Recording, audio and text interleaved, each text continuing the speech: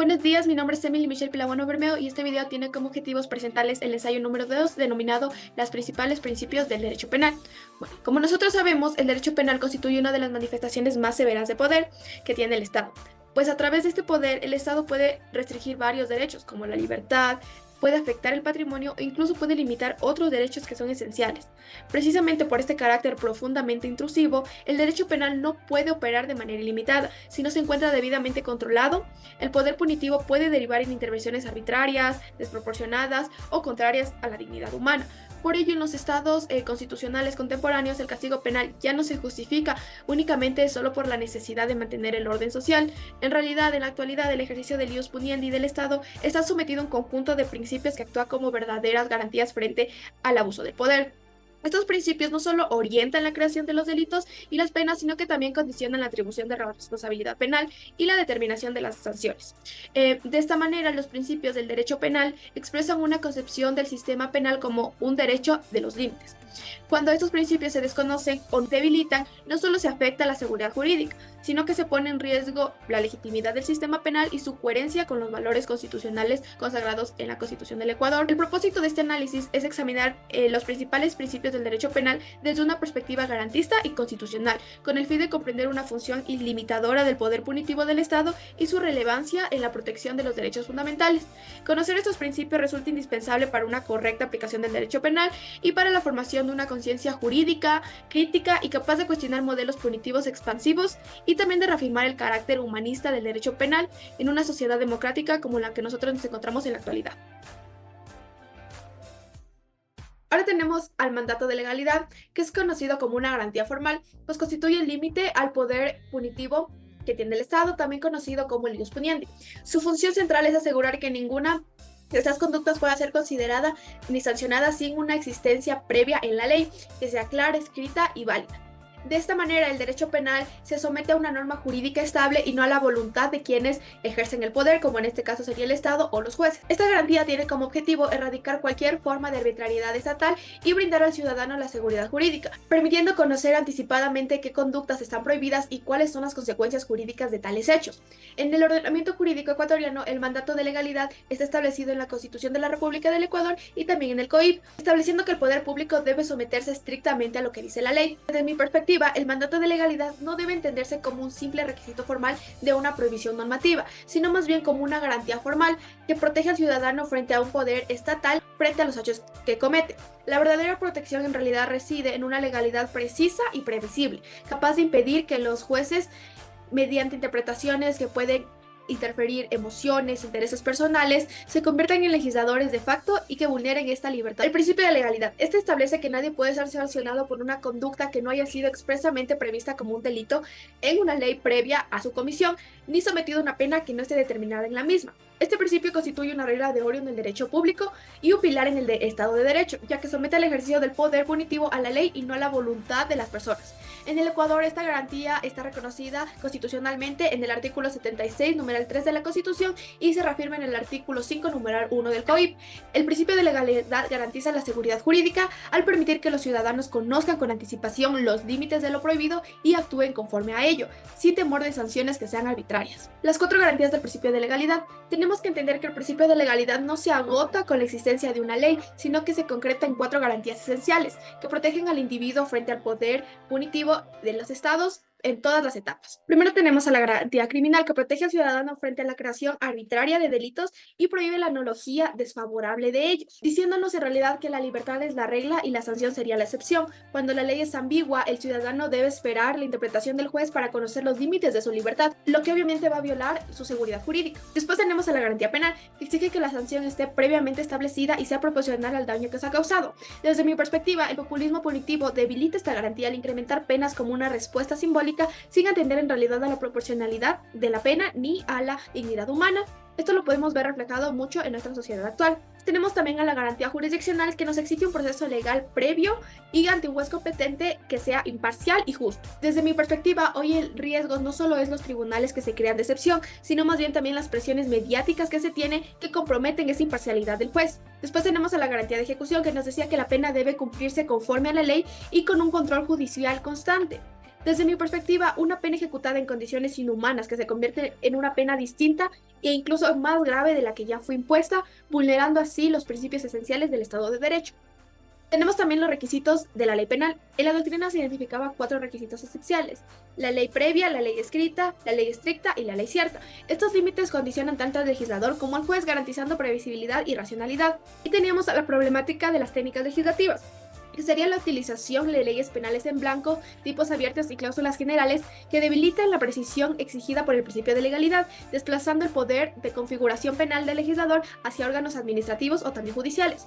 Desde mi análisis, la calidad técnica legislativa penal es una condición indispensable para la vigencia de un derecho penal de garantías. Cuando la ley pierde precisión, el castigo se convierte en realidad en una herramienta potencialmente arbitraria, afectando la legitimidad del sistema penal y la protección de los derechos humanos fundamentales para cada ciudadano.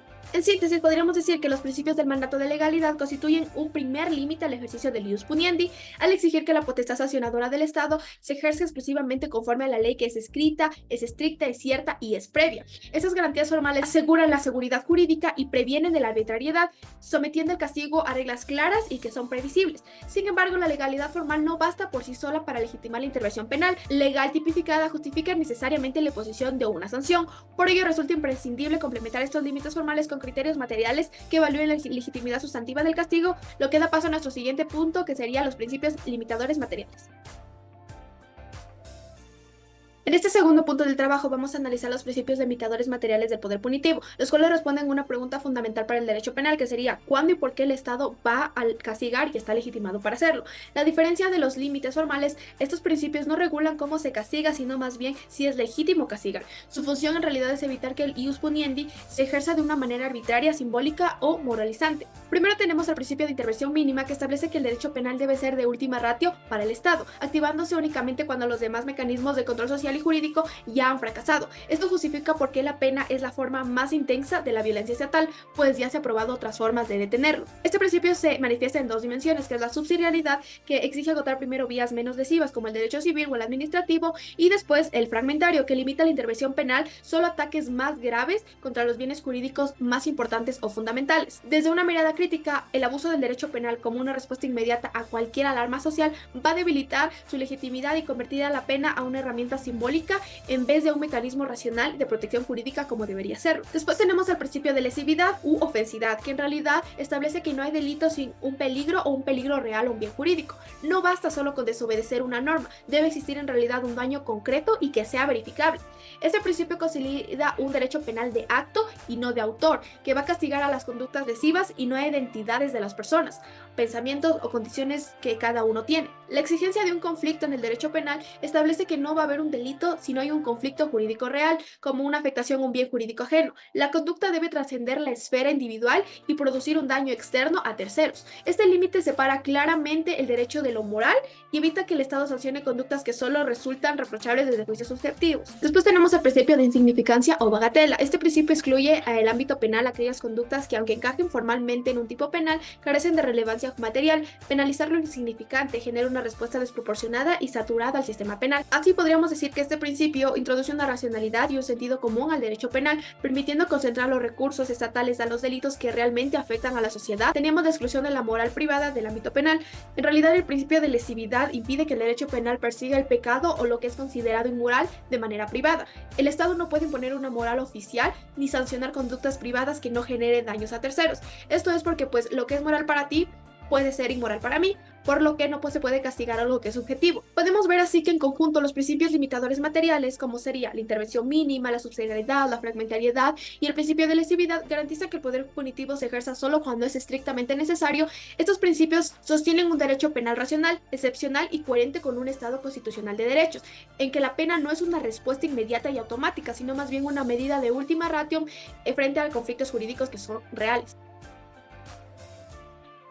En este tercer apartado vamos a analizar los principios de responsabilidad y del autor.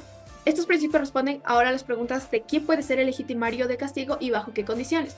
Su base es el reconocimiento de la dignidad humana y de la autonomía individual, lo que implica que la pena solo puede imponerse a quien ha actuado de manera libre, consciente y personal. De este modo, el derecho penal se configura como un sistema de responsabilidad individual por el hecho y no como un mecanismo de control basado en la peligrosidad o en características personales del sujeto. El principio de culpabilidad es el pilar que vincula al hecho punible con su autor. En un sentido amplio, exige que solo se pueda ser sancionado quien haya actuado de manera reprochable. En este sentido estricto, la culpa tiene tres funciones esenciales. Primero es el fundamento de la pena, porque sin culpabilidad no hay una sanción en realidad legítima. El segundo es el límite de la pena, que es que la sanción ya no puede exceder la reprochabilidad individual. Y la tercera es la exclusión de la responsabilidad objetiva, prohibiendo castigar por el solo resultado. Este principio parte de la idea de que el reproche penal solo es válido cuando el autor le era exigible actuar de otro modo. Por lo que podemos decir que la culpabilidad es el límite ético del derecho penal, pues impone que el castigo se utilice como un simple instrumento de intimidación social desvinculado de la capacidad real de la decisión del autor. Podemos decir que la culpabilidad legitima la pena, pero también la contiene. Como fundamento permite la intervención penal solo frente a decisiones libres y conscientes de la persona. Como límite impide penas desproporcionadas que excedan la responsabilidad penal del autor. Por lo que podríamos decir que un sistema que impone ya penas superiores a la culpabilidad abandonaría la justicia y se acercaría a la venganza pública, debilitando así la dignidad humana incluso en el momento del castigo. En el principio de personalidad tenemos que nadie puede ser castigado por hechos que no hayan cometido. La pena solo puede recaer sobre el autor y partícipe del delito, excluyendo cualquier forma de responsabilidad colectiva, familiar o grupal, alejándose de las prácticas antiguas. Por lo que, como una reflexión, podríamos decir que este principio protege al individuo frente a sistemas arbitrarios que castigan por pertenencia o por parentesco, también por asociación, reafirmando que la culpa es siempre personal e intransferible. El derecho penal de actor y el derecho penal de acto son conceptos que se separan sustancialmente, por lo que en el derecho penal moderno se fundamenta en el derecho penal de acto, lo que significa que se castigan conductas concretas, es decir, el hecho que se cometió y no identidades, los estilos de vida o características personales de cada uno. Por lo que podríamos decir que esta distinción en realidad es un límite contra este prejuicio judicial, pues evita que el juez valore biografías o perfiles en lugar de los hechos concretos que pueden ser probados. Juzgar personas y no actos abre la puerta a la exclusión y al autoritarismo. El principio de dolo culpa prohíbe castigar por el solo resultado, es decir, solo por la acción. Para que exista una responsabilidad penal, este principio nos dice que el hecho debe ser atribuible al autor a título de dolo o culpa, como bien lo dice su nombre. Si el resultado es fortuito o inevitable, no puede existir reproche penal. Por ejemplo, tenemos a la defensa personal, por lo que podemos reflexionar que excluir esta responsabilidad objetiva garantiza que el derecho penal castigue decisiones y negligencias reprochables, y no simples relaciones de casualidad. La imputación personal exige que el autor tenga esta capacidad para comprender la ilicitud del hecho y actuar conforme a esa comprensión que tiene de la acción.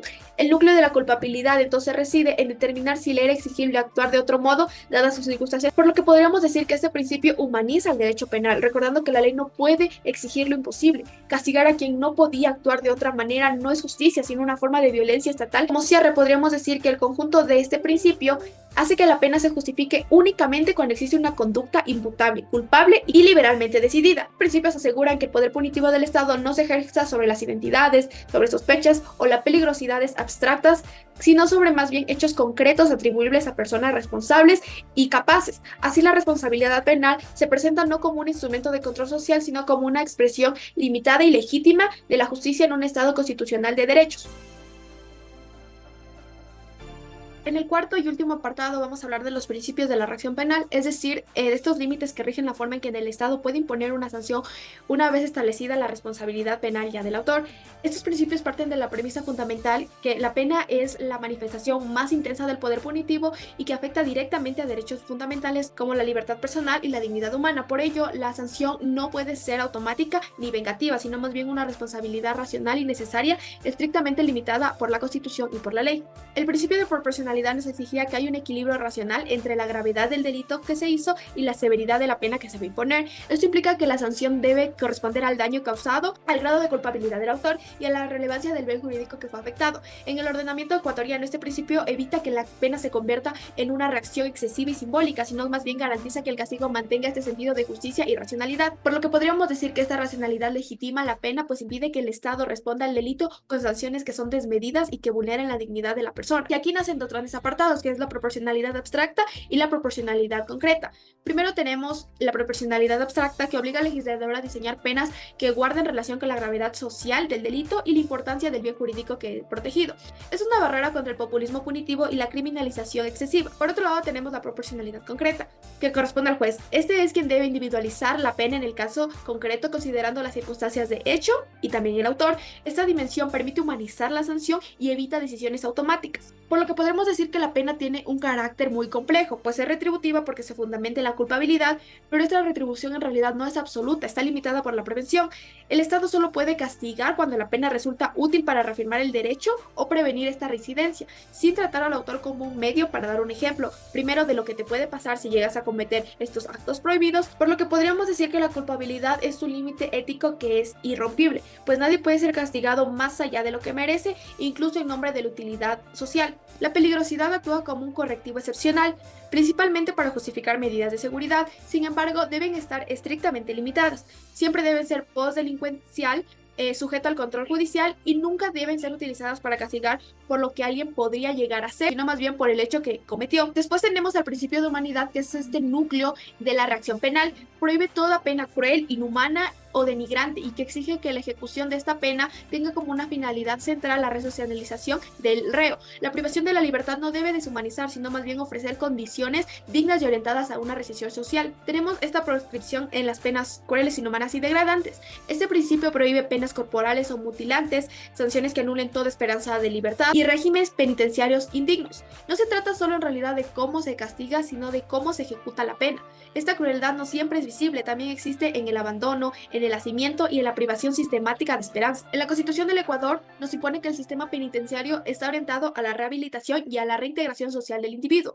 Esta reeducación no es un adoctrinamiento, sino el aprendizaje responsable del ejercicio de la libertad mediante acceso real a una educación, al trabajo y a la salud.